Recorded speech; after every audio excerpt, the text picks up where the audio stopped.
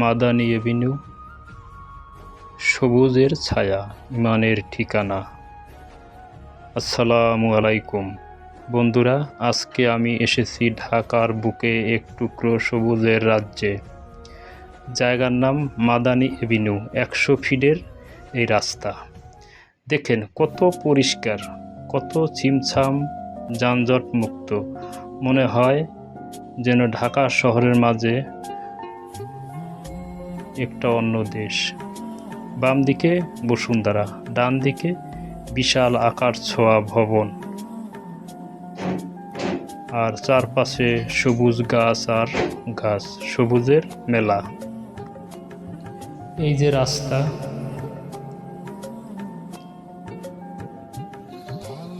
এই যে গাছ, এগুলো শুধু ইট পাথর না ভাই, এগুলো আমাদের নিঃশ্বাস। রাসূল সাল্লাল্লাহু আলাইহি সাল্লাম বলেছেন, কিয়ামতের সময়ও হাতে চারা থাকলে লাগিয়ে দাও। আজকে এই সবুজের দেশে বুঝলাম সেই হাদিসের মর্মটা। একটা শহর সুন্দর হয় পরিকল্পনায়, আর একটা জাতি বড় হয় পরিবেশের যত্নে। এই মাদানী এভিনিউ দেখলে বুকটা ভরে যায়। মনে হয় আমরা পারি, আমরা চাইলেই পারি। আর এই যে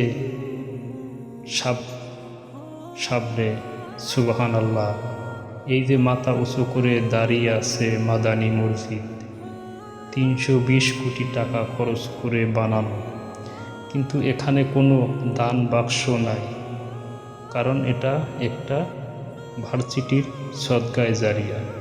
ভেতরে যাই নাই আজকে, আগামী পর্বে ইনশাল্লাহ ভিতরটা দেখাবো, কিন্তু বাইরে থেকেই কলিজা ঠান্ডা হয়ে যায়। এই মসজিদ, এই ভার্সিটি, এই রাস্তা সব মিলিয়ে মনে হয় ইসলাম আর আধুনিকতা পাশাপাশি থাকতে পারে, দিন আর দুনিয়া একসাথে চলতে পারে। আল্লাহু আকবার, কি সুন্দর আর্কিটেকচার। নামাজের আজান ভাসে আর গাছের পাতা দুলে। এটাই তো আমাদের স্বপ্নের বাংলাদেশ। ভাইয়েরা আমার, আমরা বন্যার জন্য কাঁদি, জলবায়ুর জন্য কাঁদি, কিন্তু সমাধান এই সবুজে। একটা গাছ লাগান, একটা ছায়া বানান, একটা মসজিদ বানান, হাজারো হেদায়েতের রাস্তা খুলে দেন। আর জিবি ট্রাভেলের তো একটাই চাই, আমরা চাই একটা পরিষ্কার শহর, আমরা চাই একটা ইমানদার প্রজন্ম। মাদানী এভিনিউ আমাদের চোখে আঙ্গুল দিয়ে দেখায় চাইলে সব সম্ভব। আমরা সবাই মিলে গাছ লাগাই, আমরা সবাই মিলে মসজিদ আবাদ করি, আমরা সবাই মিলে দেশটাকে ভালোবাসি। আগামী পর্বে নিয়ে আসবো মাদানী মসজিদের ভিতর, আর দেখাবো ইন্টারন্যাশনাল ইউনিভার্সিটি এর ক্যাম্পাস।